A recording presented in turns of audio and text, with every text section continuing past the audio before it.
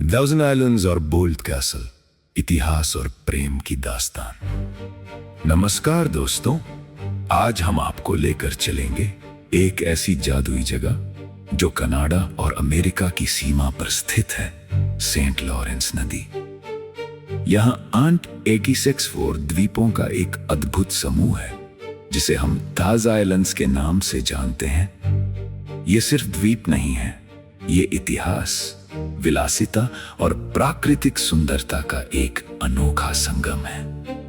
9वीं सदी के अंत में ये जगह अमीर अमेरिकियों के लिए एक सपनों का ग्रीष्मकालीन स्थल बन गई थी। जब आप यहाँ बोट टूर पर निकलते हैं तो आपको महसूस होगा कि आप किसी दूसरी दुनिया में हैं। यहाँ की ठंडी हवाएं, पानी का शांत बहाव और चारों ओर फैले भव्य बंगले और ऐतिहासिक इमारतें, सब कुछ किसी फिल्म जैसा लगता है। यहाँ का सबसे भव्य आकर्षण है बोल्ड कैसल, जो किसी परी कथा के महल जैसा दिखता है।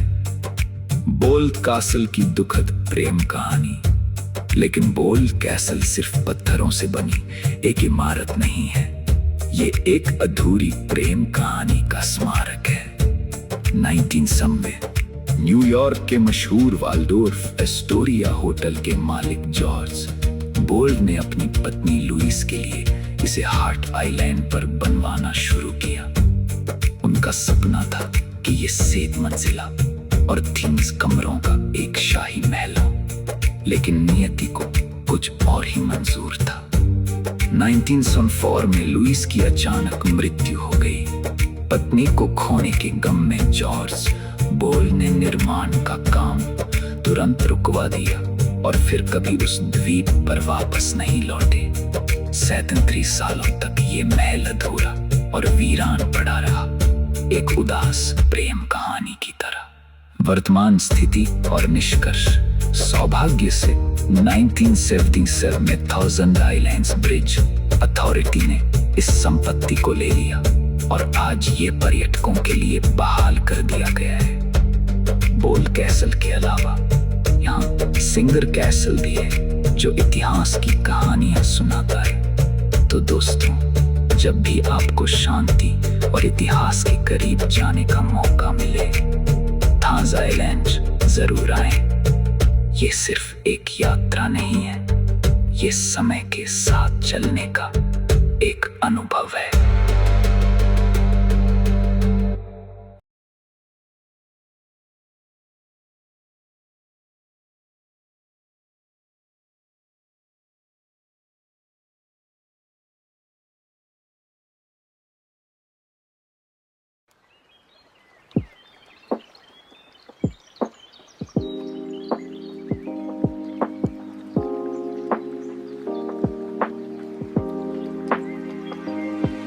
There's a silence on the St. Lawrence River that feels older than the maps themselves. When you leave the docks at Gatineau, you're not just crossing a border between Canada and the United States. You're stepping into a space that has been shared for centuries, from the ancestral trails of the Haudenosaunee people who knew this land as the Great Spirit's garden, to the Gilded Age ambition that transformed these waters forever. Looking out across the current, you realize this isn't just a cruise, it's a journey through time. St. Lawrence, the keeper of the time and the tide. From the New York banks to the Ontario pride. How am I Sukun, let the memories grow? How am I Sukun, let the memories grow? Crossing through the history, a chink on the flow. 1,000 visions in a perfect light, turning every shadow into something bright. If you look toward Hart Island, you'll see the stone peaks of Bold Castle rising against the skyline. It's a vision of fairy tale architecture, but beneath the stony, a profound heartbreak. In the early 1900s, George, the man behind New York's Waldorf Astoria, decided to gift this kingdom to his wife, Louise. Imagine a 6-story, 120-room monument to love. But in 1904, tragedies passed away suddenly, and in his grief, George ordered all construction to stop instantly. He never returned. It wasn't until 1977 that the Thousand Islands Bridge Authority stepped in, beginning the long process of restoration that allows us to witness it today. For 73 years this castle stood silent, beautiful until 19th century that allows us to witness it today. Manitowana, heart of peace. Manitowana's heart still beats.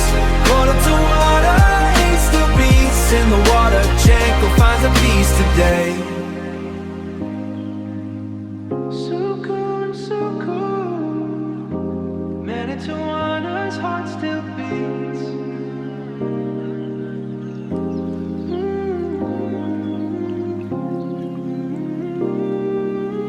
history here's like a collection of emeralds dropped into a silver stream. As you cruise through, you might spot Singer Castle or a hidden man as he's telling his own tale. It was a playground for the elite, but today it's a shared sanctuary standing on the deck, catching the sunset as it hits the Canadian shores. Find of the world just phase. It's not just a crew floating on the water.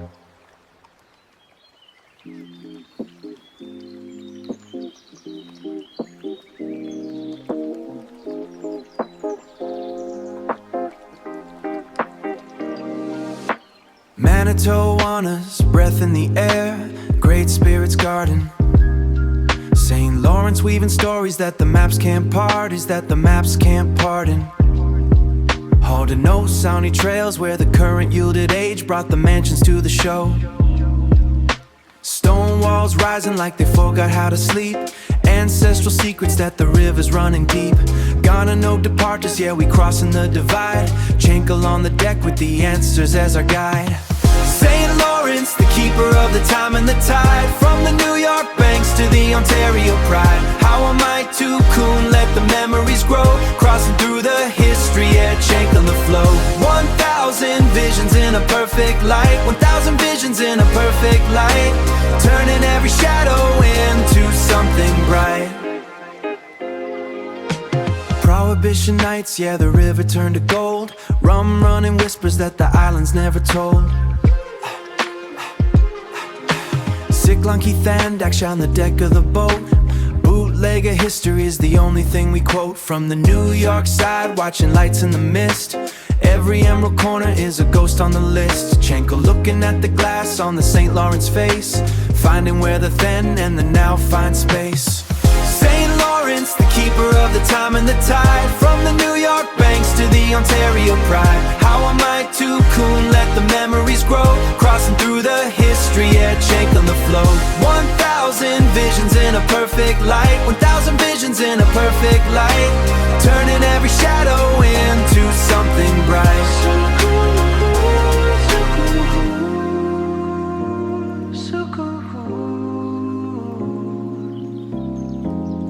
Manitowana's heart still beats. In the water, Chankle finds the peace. Chankle out on the water. Gonna no kiss sun on the face. Just peace. Just सुकून.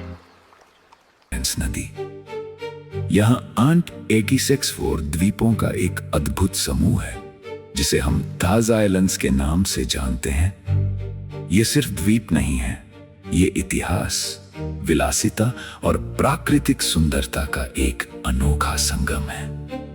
9वीं सदी के अंत में ये जगह अमीर अमेरिकियों के लिए एक सपनों का ग्रीष्मकालीन स्थल बन गई थी। जब आप यहाँ बोट टूर पर निकलते हैं तो आपको महसूस होगा कि आप किसी दूसरी दुनिया में हैं। यहाँ की ठंडी हवाएं, पानी का शांत बहाव और चारों ओर फैले भव्य बंगले और ऐतिहासिक इमारतें, सब कुछ किसी फिल्म जैसा लगता है। यहाँ का सबसे भव्य आकर्षण है बोल्ट कासल, जो किसी परी कथा के महल जैसा दिखता है। बोल्ट कासल की दुखद प्रेम कहानी। लेकिन बोल्ट कैसल सिर्फ पत्थरों से बनी एक इमारत नहीं है, ये एक अधूरी प्रेम कहानी का स्मारक है।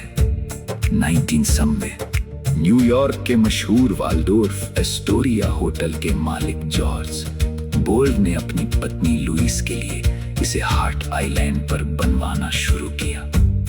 उनका सपना था कि ये 7 मंजिला और 30 कमरों का एक शाही महल हो, लेकिन नियति को कुछ और ही मंजूर था।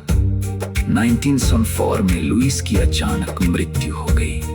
पत्नी को खोने के गम में जॉर्ज बोल्ट ने निर्माण का काम तुरंत रुकवा दिया और फिर कभी उस द्वीप पर वापस नहीं लौटे।